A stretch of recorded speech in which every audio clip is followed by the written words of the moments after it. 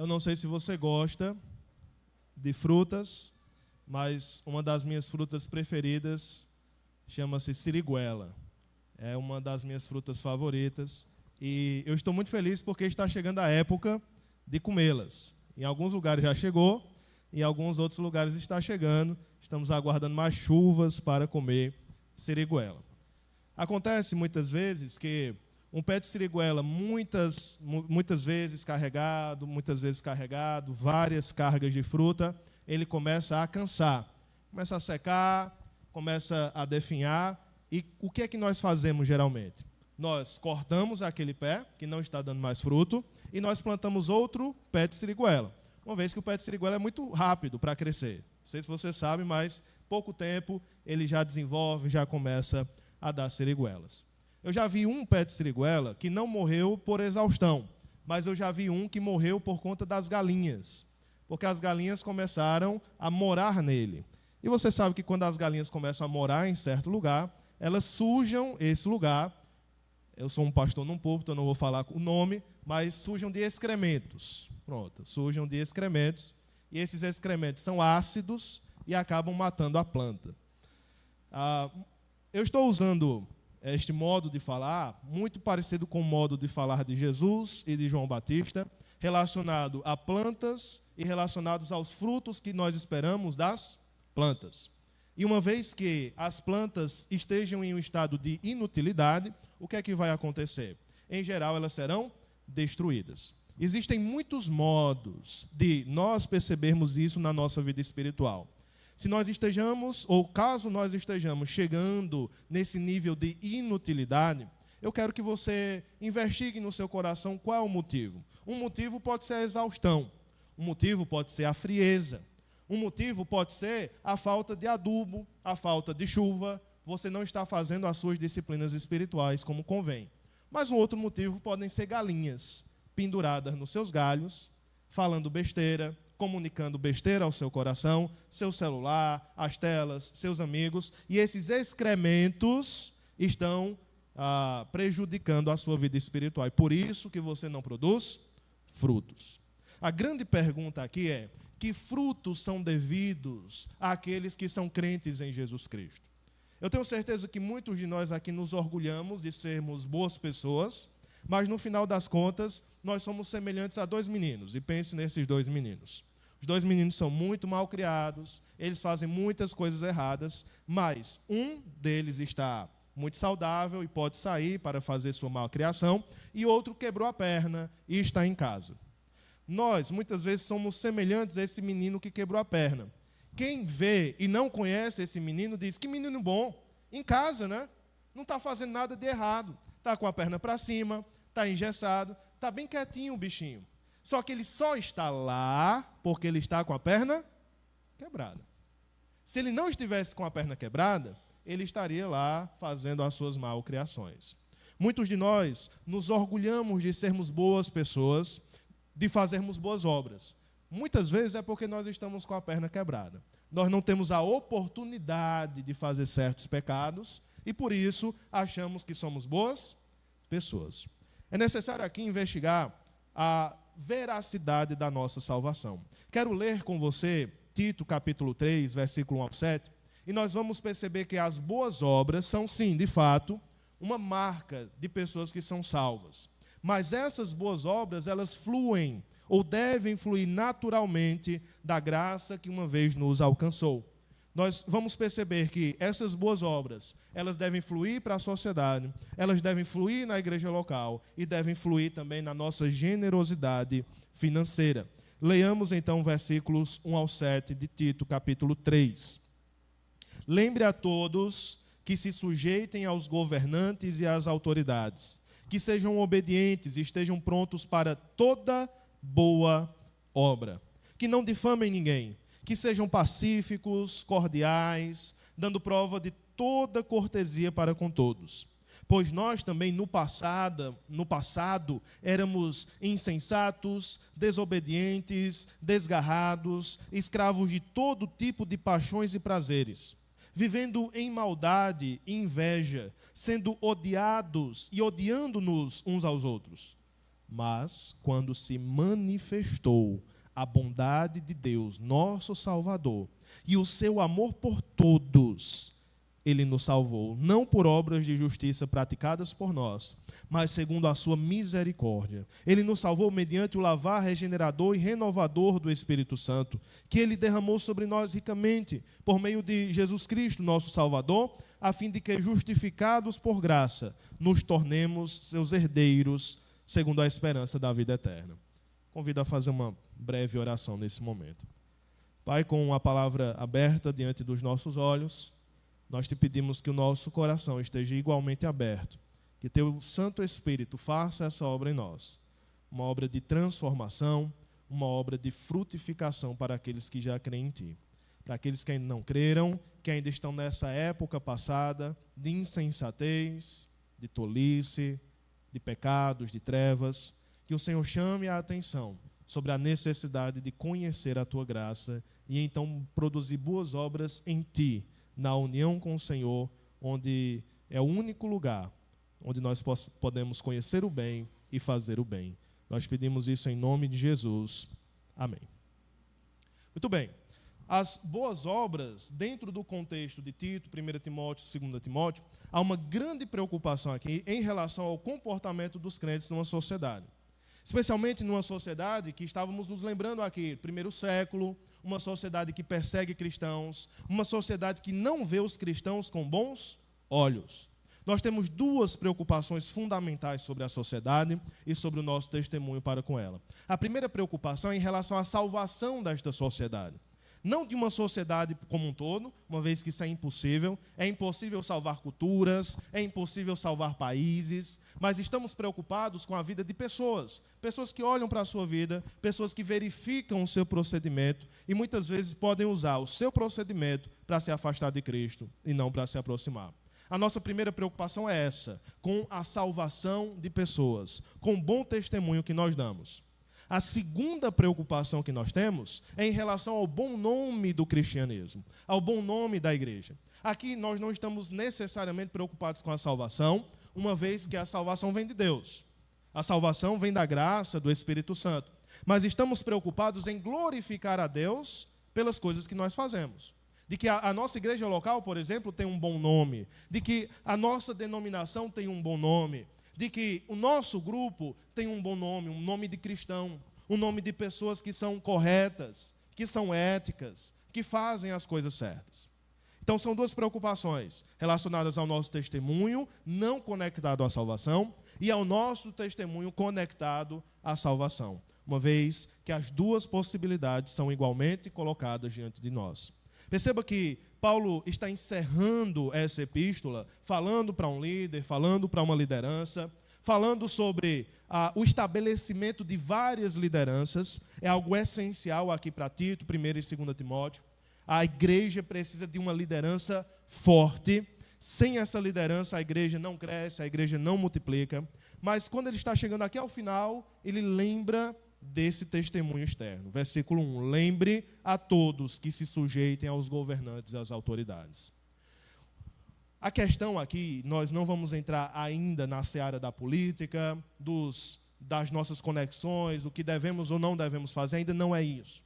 Mas eu quero chamar a atenção sobre a necessidade que leva Paulo a falar sobre essa obediência. A necessidade aqui é que no coração do cristianismo começa a surgir uma identidade antipolítica. Começa a surgir uma identidade combativa, que começa a deixar o evangelho de lado e começa a pensar apenas em ser anti-César. Então aqui não é mais importante na cabeça de alguns cristãos do primeiro século ser pró-Jesus. Aqui eles começam a estabelecer a sua identidade não pró-Jesus, mas anti-César. E Paulo está dizendo que isso é ruim. Isso é muito ruim. A igreja deveria se preocupar mais em ser pró-Jesus e não ser anti-César. Uma vez que, se nós formos para esse lado, enfatizarmos Cristo Jesus, ficará muito óbvia a nossa oposição a qualquer governo que se levante contra Jesus. O problema aqui é trocar a nossa identidade. A nossa identidade é de cristão, não é de político em si. Então, portanto, vivam uma vida tranquila, sujeitem-se aos governantes e às autoridades, sejam obedientes E aqui está a primeira aparição nesse texto da palavra boa obra. Façam ou estejam prontos para toda boa obra. A ideia de estar pronto, que aparece nesse primeiro momento, é de que nós estamos a todo tempo investigando ou esperando uma oportunidade de fazer uma boa obra. Eu não sei se isso tem sido uma ênfase na sua vida. O cristão, ele não deve viver sempre pronto a ganhar mais dinheiro, sempre pronto para a próxima oportunidade. Provavelmente você ouviu esse conselho da sua mãe. E é um bom conselho, desde que não se sobreponha a este, mas esteja sempre pronto para novas oportunidades. Porque novas oportunidades, elas surgem, às vezes, do nada, né? Uma ligação, uma promoção. De repente, você tem uma porta aberta diante de si. Que bênção, que coisa boa, você vai ganhar mais, você vai para outro lugar, você vai ser reconhecido. Que bom, é bom que os cristãos desenvolvam isso em suas vidas. Que eles sejam os melhores, que vocês sejam os melhores da sociedade. Eu quero isso para a nossa igreja, eu quero isso para a sua vida. Mas isso não pode abafar o outro ponto, que é do nosso cristianismo em si. Porque um descrente, ele pode ser o melhor também. Isso aqui não é exclusivo para os crentes. Mas uma coisa que o descrente não pode fazer é estar preparado para toda boa obra. Aqui é um tipo de tensão que eu vejo na vida de poucos, são raros. E cada vez mais se tornam raras essas pessoas no meio das igrejas. São pessoas que estão prontas a qualquer momento a fazer uma boa obra. São pessoas que às vezes têm na sua carteira um dinheiro separado para fazer uma boa obra. Eu já vi esse tipo de gente, é maravilhoso. Elas estão ali preparadas com aquele dinheiro guardado e estão procurando uma oportunidade de dar. Estão procurando uma oportunidade de ajudar. Chegam aí, pastor. Tem alguém que não pode pagar o passeio? Tem fulano e fulano. Ô, pastor, pois eu estou com dinheiro aqui, separado para isso. Estão prontas para toda boa obra. Embora a ênfase que esteja sendo colocada aqui é em nossa relação para com o mundo, para com a sociedade.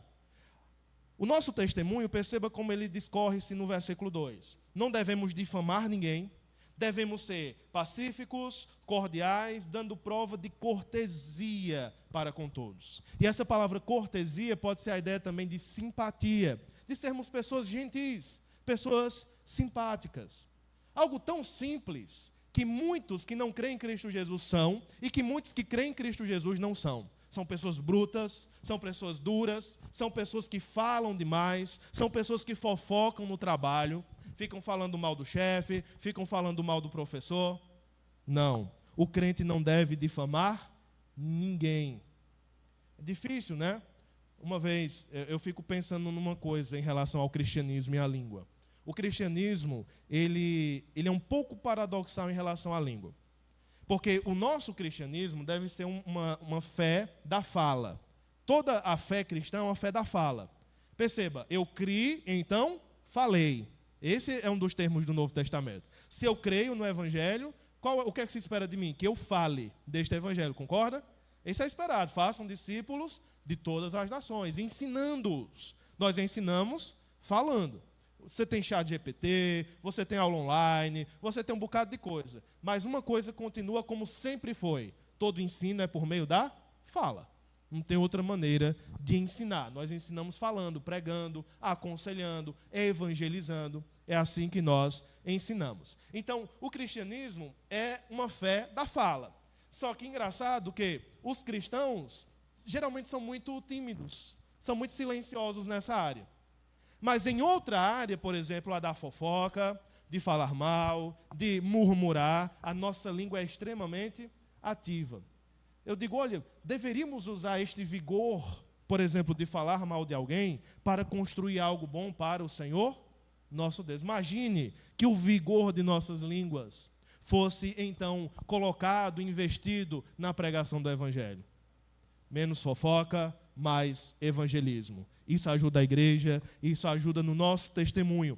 Nosso testemunho precisa de provas de cortesia.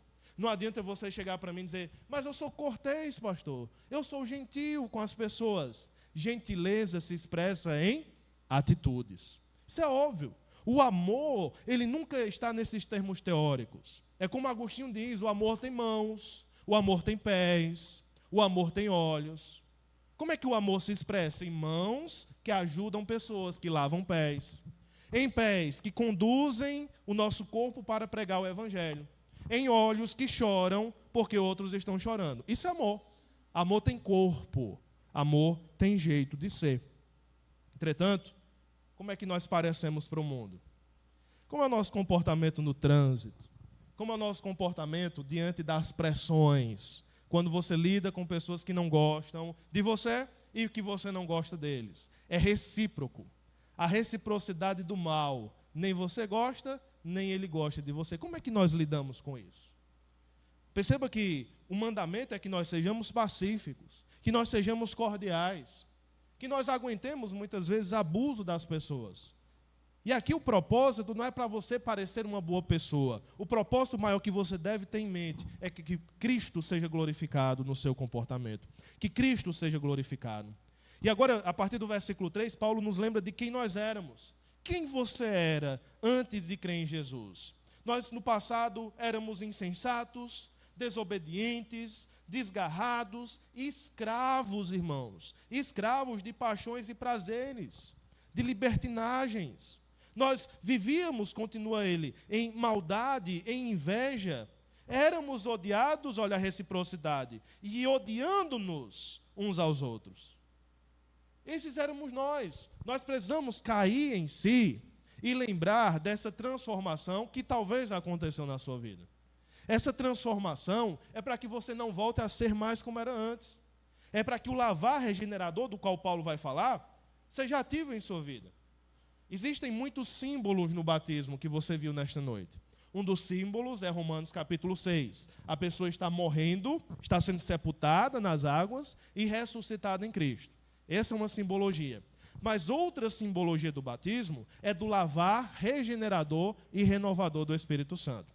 Uma vez que nós usamos água límpida.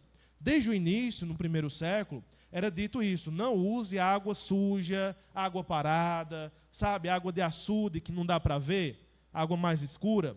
A ordem sempre foi que usasse água corrente. Por que água corrente? Porque é água límpida. Porque dá para todo mundo ver quando a pessoa entra e quando a pessoa sai, e ela limpa e não suja. Porque esta é uma metáfora do batismo. Nós estamos sendo lavados pelo Espírito Santo, renovados, lavados de nossos pecados. Veja isso no versículo 5, por exemplo. Ele nos salvou, não pelas obras da justiça, mas segundo a sua misericórdia e mediante o lavar regenerador e renovador do Espírito Santo. Lembre disso. Se você uma vez teve esse compromisso, é para que você não volte a ser insensato, desobediente, escravo de paixões e prazeres. Não lhe cabe mais isso. Agora, o que lhe cabe é ter um bom testemunho, é desenvolver boas obras. Eu trouxe esse texto aqui de maneira intencional para lembrar tanto aos batizandos como aos que já foram batizados do compromisso que nós tivemos diante de Jesus. O compromisso é esse: viver em boas obras, viver em um bom testemunho para fora, para dentro, internamente e também externamente. Este é o nosso compromisso. E lembrando que essas boas obras, Paulo faz questão de nos recordar, não são os meios pelos quais Deus vai nos salvar. Deus não salvou você pelas obras de justiça que vocês praticam. Porque se assim fosse, nós estaríamos perdidos. Ele nos salvou pela graça. Ele nos salvou pelo Espírito Santo. E a única maneira de responder a esta salvação pela graça é fazendo boas obras. É um ponto que é tão interessante a teologia. A teologia, ela nos ensina aquilo que é certo, mas muitas vezes nós tomamos a teologia para nós e nós usamos a teologia como desculpa para não viver vidas santas. Dois aspectos da teologia: a eleição antes da fundação do mundo. É uma eleição que não depende de obras, não depende da presciência de Deus, que Deus viu que você seria muito bom. Esse é um aspecto da teologia que nós usamos como desculpa para pecar. Se Deus me elegeu, eu não perco essa salvação, então eu vou viver da maneira que eu quiser. Não, pastor, esse ano eu não vou servir. Este ano eu não vou servir. E olha o pressuposto que está por trás dessa frase. Eu penso em vários pressupostos. Há alguns externos ou superficiais e outros internos. Os superficiais são: eu vou tirar esse tempo para descansar. Ano sabático. Meu sonho. Alguém tira ano sabático do trabalho no Brasil? Eu nunca vi. Lá nos Estados Unidos é mais comum, né? Um pastor tirar um ano sabático. Aí ele passa um ano fora da igreja, sendo remunerado, mas para escrever um livro, geralmente, para fazer um projeto, não é para ficar deitado numa rede também, né? Mas nós temos essa ideia aqui, eu vou tirar um ano sem fazer nada. Mas por quê? Porque eu quero descansar. Isso aqui está na superfície. Não, porque eu não me dei bem em tal ministério. Mas eu penso que, na maioria das vezes, essas questões superficiais existem para esconder as questões mais profundas, que muitas vezes estão embasadas em um tipo de confiança extrema nessa teologia. Se eu já fui salvo, e Cristo me encontrar aqui, ele vier, ele retornar, e me encontrar em desonestidade, me encontrar em falta de serviço, não vai ter problema, porque ele me elegeu antes da fundação do mundo. Meu nome já está no livro, ninguém pode apagar. Então ele pode me encontrar aqui fazendo o que eu quiser. Eu posso estar aqui, inclusive, viciado, escravo de toda paixão e prazer. Mas eu não perco esta salvação, pastor. Foi a teologia que o Senhor ensinou. Aí joga na cara, né? O outro aspecto da teologia é a salvação pela graça. Não é por obras, como Paulo está dizendo. Mas perceba o equilíbrio, é só ler o texto bíblico, irmãos. O equilíbrio é esse, nós não somos salvos pelas obras, mas que vocês estejam prontos para fazer toda boa obra. Este é o equilíbrio bíblico. Que, uma vez salvos, nós somos chamados para isso, para obedecer a Jesus Cristo, o nosso Salvador. E olha o versículo 7, olhando para frente, a fim de que, justificados pela graça, nos tornemos seus herdeiros, segundo a esperança da vida eterna. Não sei se você lembra, mas existe um aspecto da sua salvação que não se consumou ainda. Então, eu digo que você tem que ter segurança da salvação, mas eu digo que você não deve se confiar demais nos seus erros, nos seus pecados, e achar que a vida está muito tranquila. Não se esqueça que tem um aspecto da sua salvação que não se consumou ainda. Sabe qual é? A ressurreição, a finalização do projeto. Não finalizou, então, muito cuidado. Um crente verdadeiro, ele vive muito seguro na graça de Cristo, porque é a graça que o mantém de pé, mas ele vive muitas vezes tremendo, de medo, tremendo de desonrar o nome do seu Salvador. Não, Senhor, não permita. Às vezes, e eu tenho visto isso nos últimos dias, está faltando esse temor e esse tremor. Parece que nós nos confiamos muito e estabelecemos essa teologia como desculpa para não fazer boas obras. Diante da sociedade, diante das autoridades, que estejamos prontos para toda boa obra. Esse é o testemunho que se espera de nós. Em segundo lugar, nós continuamos com o versículo 8, lendo este texto. Fiel é esta palavra, e quero que você fale ousadamente a respeito dessas coisas, para que os que creem em Deus se empenhem na prática de boas obras. Estas coisas são excelentes e proveitosas para todas as pessoas. Evitem discussões tolas, genealogias, controvérsias e debates sobre a lei, porque são inúteis e sem valor. Evitem a pessoa que provoca divisões, depois de admoestá-la uma ou duas vezes, pois você sabe que tal pessoa está pervertida, vive pecando e por si mesma está condenada. A segunda necessidade aqui para quem é salvo e regenerado pelo Espírito Santo e foi batizado é de produzir boas obras na igreja local. Não só fora, ser salgado para fora, mas ser também saudável dentro da igreja. Ser alguém que produz essas boas obras. Olha o versículo 8, começa com fiel, é esta palavra. É a quinta vez que essa expressão aparece nas epístolas pastorais. Então, se você ler 1 Timóteo, 2 Timóteo e Tito, você vai perceber que 5 vezes aparece esta expressão. Fiel é esta palavra. É uma expressão para você parar e prestar atenção. Essa palavra é fiel. Eu estou falando a verdade, diz Paulo. Preste atenção no que eu estou dizendo. Quero que você fale ousadamente. Então, Paulo está dizendo aqui para o jovem pastor, um também jovem pastor, provavelmente, como Tito e os outros líderes de Creta e das outras igrejas ao redor, que eles falem com ousadia, que eles não tenham medo de cobrar aos irmãos as boas obras. As boas obras devem ser cobradas. Quando nós lemos o Didaquê, que não é Bíblia de jeito nenhum, mas é um escrito do primeiro século, ele fala sobre a preparação para o batismo. E é interessante, ele cobra muitas coisas para os batizandos. Dentre essas coisas, semanas de oração e jejum. esmolas, ofertas, ajudas a missionários, vida com Deus, comprovação, semanas, 7 semanas de oração e jejum, antes de descer as águas. Será que isso é um tipo de criação de regras em cima da Bíblia? Pode ser, meus irmãos. Pode ser que isso se torne um legalismo. Mas uma coisa que está correta é a seguinte: a vida cristã, ela tem um preço. Um preço que muitos de nós esquecemos. Um preço relacionado à igreja local. Tem um livro que saiu nesses últimos dias, um livro que fala sobre autoridade, do Jonathan Leeman. Ele é um pastor que escreve muita literatura relacionada à igreja. E nesse livro sobre autoridade, é um livro interessantíssimo, ele descreve como a igreja está passando por uma crise de autoridade. As pessoas não têm mais fé nas instituições e as pessoas não têm mais fé nas lideranças. De certa maneira, isso é uma coisa boa, porque nós depositamos a nossa fé nas lideranças e as lideranças falham. Eu falho, os pastores aqui falham, os diáconos falham, isso é uma coisa. A outra coisa é que o mundo nos ensinou uma desconfiança exacerbada acerca da liderança. Como se toda liderança fosse ruim, como se toda igreja não prestasse, como se todo pastor fosse ladrão, como se toda autoridade fosse algo opressor. É isso que o mundo está ensinando. É isso que a cultura ao nosso redor está ensinando. Se você sai, você é alguém instruído, se alguém está aí na faculdade ou fazendo mestrado, doutorado, e diz, olha, eu vou servir lá na igreja porque o pastor me cobrou e tal, para eu estar servindo, as pessoas vão olhar para você e vão te chamar de abestado.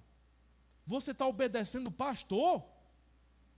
Meu Deus, vocês sustentam? É sério, desapegue-se desses grilhões, dessa amarra religiosa. Nós não devemos obedecer homens. E aí começa com todo aquele discurso. A fé em Deus não é placa de igreja. Nós não devemos obedecer lideranças. É claro, irmãos, eu estou aqui dizendo e repetindo. Existe um tipo de abuso de autoridade que nós não devemos aceitar. Certo? Nenhuma autoridade pode ser maior que Jesus, maior que a Bíblia, maior do que aquilo que é correto. Quando uma autoridade dessa se levantar, a igreja precisa se levantar contra e dizer, não, aqui não. Aqui nós seguimos a Deus nas Escrituras. Isso está muito correto. Agora, dissolver todo tipo de conceito de autoridade, porque o mundo nos ensinou, também não faz sentido. Tudo funciona com autoridade. Nós, muitas vezes, estamos deixando de produzir boas obras na igreja porque nós não mais consideramos a igreja como uma coisa boa ou como algo respeitável. Lembre-se, este local é um local de respeito, de autoridade. Esse é um local onde Cristo manda. E é isso que dá o ar de sacralidade, daquilo que é sagrado a este local. Não são símbolos, os protestantes não têm símbolos. A gente tem um púlpito que lembra a pregação da palavra de Deus. Nós temos um batistério que lembra da ordenança, do batismo. Nós temos uma mesa da comunhão que lembra. Mas se nós tirarmos tudo isso, não tem púlpito, não tem batistério, batiza no açude, não tem mesa. Quais são os símbolos dessa igreja? O símbolo é a autoridade de Jesus sobre essa igreja. É isso que faz essa igreja uma igreja cristã, uma igreja bíblica. A autoridade das Escrituras e de Jesus Cristo em nossas vidas. Por isso que nós temos uma confissão de fé que busca seguir as Escrituras, bem ali, bem do ladinho, da maneira mais ortodoxa possível. Fiel a esta palavra. Que vocês falem, não tenham medo de cobrar, não tenham medo de exortar o seu irmão que não está vivendo uma vida piedosa, o seu irmão que não está ajudando na igreja, o seu irmão que não está produzindo boas obras. Não tenha medo, ousadamente. Devemos lembrar disso. Ousadamente, para que aqueles que creem em Deus, olha o versículo 8 no final, se empenhem na prática de boas obras. Porque quem crê precisa produzir. Quem crê precisa produzir. Nós não temos métricas, não tem como eu te chamar e analisar a tua produção, mas Deus tem como. Deus consegue. E a melhor maneira de você reavaliar isso é ter uma boa conversa com Deus. O que é que você tem produzido para Deus? O que é que no decorrer dos anos da tua membresia tu produziu para essa igreja local? Ou tu só consumiu? Só aproveitou? Lá em Hebreus, O texto de Hebreus nos avisa acerca de pessoas que são semelhantes a uma terra arenosa. Uma terra que a gente geralmente planta bananeiras, em terra arenosa. Que você pode aguar, e essas pessoas nunca vão encharcar. Por quê? Recebem muita água, mas essa água sempre escoa. Sempre recebem e não produzem nada. E, geralmente, o destino dessas pessoas é a apostasia, é o abandono completo. Elas usufruem do Espírito Santo, usufruem da igreja local, e em um certo momento elas cansam, e elas vão embora, e nunca mais elas voltam. Sabe por quê? Sabe por que elas cansam? Porque elas não creem em Jesus Cristo. Porque essa brincadeira, brincar de igreja é chato. É chato para quem não crê no Senhor Jesus. Sessão, ter que vir numa sessão administrativa, pastor. Pelo amor de Deus. Eu tenho mal o que fazer. Eu tenho meu almoço, eu tenho a comunhão da minha família. Eu vou me preocupar com isso? Preocupar com finança de igreja, preocupar com plantação de igreja? Se preocupem aí, eu terceirizo. Eu terceirizo para os crentes que são envolvidos. Não, eles fazem. Em geral, o tipo de coração que crê nessas coisas é um coração que não ama a Jesus. Porque quem crê em Deus se empenha na prática de boas obras. Está muito claro aqui. Essas coisas são excelentes e proveitosas. Vem aí, então, nessa segunda parte desse texto, um tipo de exortação de Paulo que eu quero que você entenda. Evita discussão tola, genealogia. Inclusive, a pregação do domingo passado foi em uma genealogia. Paulo não está evitando aqui o estudo, mas ele está querendo que se evite a controvérsia, a briga teológica. Porque a controvérsia em si é inútil e não tem valor. E aqui, para não dizer que eu sou duro, que o pastor Rafael é bruto e tal, eu vou citar Spurgeon. Pronto. Aí você bota a culpa em Spurgeon. Ou para quem gosta de inglês, Spurgeon, né? Mas para o cearense, Spurgeon mesmo. Spurgeon, comentando esse texto, ele diz assim, preste atenção, não adianta nada saber dos detalhes da escatologia e não ajudar financeiramente a sua igreja. Aí ele dá um exemplo, eu não sei se ele criou essa história ou se ele viu essa história, de um homem que chega para o outro dentro da igreja e diz, olha, você me explique as 7 trombetas do Apocalipse, me explique na Bíblia. O outro homem olha para ele e diz, primeiro, corrija seus sete filhos na disciplina do Senhor, e depois disso eu explicarei as 7 trombetas do Apocalipse. Mas de que adianta você querer saber das 7 trombetas do Apocalipse, se seus 7 filhos estão no mundo? Se seus 7 filhos não foram criados na disciplina do Senhor? Deixa as trombetazinhas lá tranquilas, que elas não fazem mal a ninguém, mas seus filhos fazem. Seus filhos dão um mau testemunho. Quero saber de teologia, quero saber das discussões, mas não tenho uma vida minimamente piedosa. Para quê? Tem muitas pessoas que chegam na igreja com más intenções. Aparentemente, elas chegam com boas intenções porque elas procuram ajuda. Eu digo que são más intenções porque elas só querem ajuda e depois da ajuda dada, elas vão embora. Então é má intenção, é apenas de usufruir. Alguns querem uma resolução para a sua família. Já teve um caso aqui que eu achei muito engraçado, que o pai trouxe o filho como castigo. O filho estava fazendo muita coisa errada, disse, pô, você vai para a igreja do pastor Rafael, que eu conheço, é meu cliente, pô, você vai, obrigado, veio aqui como castigo. O menino melhorou, ele não trouxe mais para a igreja. Já pensou, né, o pastor vai brigar com você, menino, se aquieta. Aí o menino se aquieta e a igreja vira esse lugar de castigo. Acontece muito isso, meus irmãos, acontece muito isso. E alguns que chegam na igreja é justamente para se engajarem em discussões sem valor. Cheguei, pastor, me explique tal coisa, e eu já tenho uma regra aqui muito bem estabelecida. Você serve ao Senhor nessa igreja local? Não, não sirvo. Então eu não discuto teologia com você. Então, o que você quiser saber no púlpito, eu prego, venha para a EBD, você aprende, mas eu não discuto teologia com quem não faz o mínimo. Porque quem crê em Deus, serve. Então, se você não serve, para que eu vou discutir tópicos teológicos com você? Talvez você ache que eu estou errado, mas eu creio que esse texto bíblico me dá base para isso. Especialmente se não for da igreja. Se não for da igreja é que eu não discuto mesmo, eu apenas mostro o básico do evangelho, da salvação, isso eu mostro. Não me nego de jeito nenhum. Eu não vou discutir a escatologia, pré-tribulacionismo, não vou discutir a ordem dos decretos, se foi antes ou depois da queda, infralapsarianismo, supralapsarianismo, de jeito nenhum. E num terceiro ponto, nós vamos perceber que as boas obras serão colocadas em outro nível, a partir do versículo 12. Leia comigo. Quando eu lhe enviar Ártemas ou Tíquico, faça o possível para vir ao meu encontro em Nicópolis. Estou resolvido a passar o inverno ali. Ajude da melhor maneira possível Zenas, o intérprete da lei, e também Apolo, para que não lhes falte nada para a viagem. E quanto aos nossos, que aprendam também a se empenhar na prática de boas obras a favor dos necessitados, para não se tornarem infrutíferos. Todos os que estão comigo mandam saudações a você, dê saudações àqueles que nos amam na fé. A graça esteja com todos vocês.